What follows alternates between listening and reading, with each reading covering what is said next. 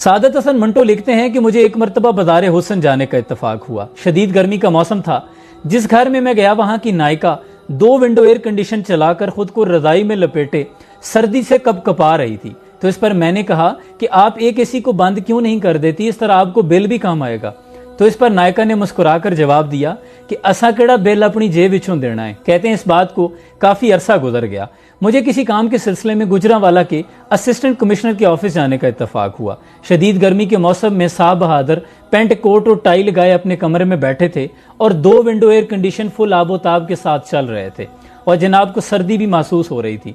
तो इस पर मैंने कहा कि जनाब आप एक एसी को बंद क्यों नहीं कर देते, इस तरह आपको बिल भी कम आएगा। तो इस पर साहब बहादुर ने जवाब दिया कि असा केड़ा बिल अपनी जेब विचों देना है। कहते हैं कि फौरन मेरा ख्याल उसी बाज़ार हुसन की नायिका की तरफ चला गया, क्योंकि दोनों के मुकालमे और दोनों की सोच एक ही जैसी है। तब मुझे सारा मामला समझ में आ गया कि मेरे मुल्क के तमाम इदारे ऐसी ही नायिका सोच रखने वाले अफराद के हाथों में हैं। जबकि इसके बरक्स कायद-ए-आज़म मोहम्मद अली जिन्नाह का मामूल ये था कि जब भी आप अपने कमरे से बाहर निकलते तो बिजली के तमाम स्विच ऑफ कर दिया करते। आप अपने घर में हो, हमारे साथ होते या किसी भी मेज़बान के साथ, तो आपकी यही आदत हुआ करती। एक रोज़ मैंने पूछ लिया कि कायद आप ऐसा क्यों करते हैं। तो कायद ने कहा कि ये मेरा मुल्क है, मुझे अपने मुल्क का एक भी यूनिट ज़ाया नहीं करना चाहिए। आखिरी मरतबा कायद से मेरी मुलाकात 31 अगस्त 1947 को गवर्नर जनरल हाउस पर हुई। मुलाकात के बाद जब वो मामूल के मुताबिक मुझे सीढ़ियों पर छोड़ने के लिए आए तो कमरे से निकलते हुए हस्ब आदत उन्होंने बिजली के तमाम स्विच ऑफ कर दिए।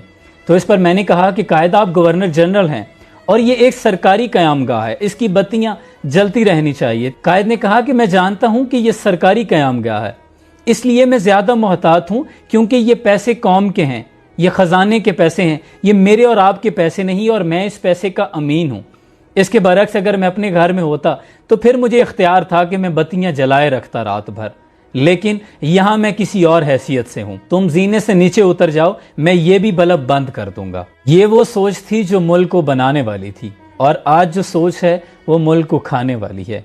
अब आपने फैसला करना है कि आप किस सोच के अमीन हैं। अल्लाह आसानियां हासिल और तकसीम करने का शर्फ अता फरमाए। आमीन।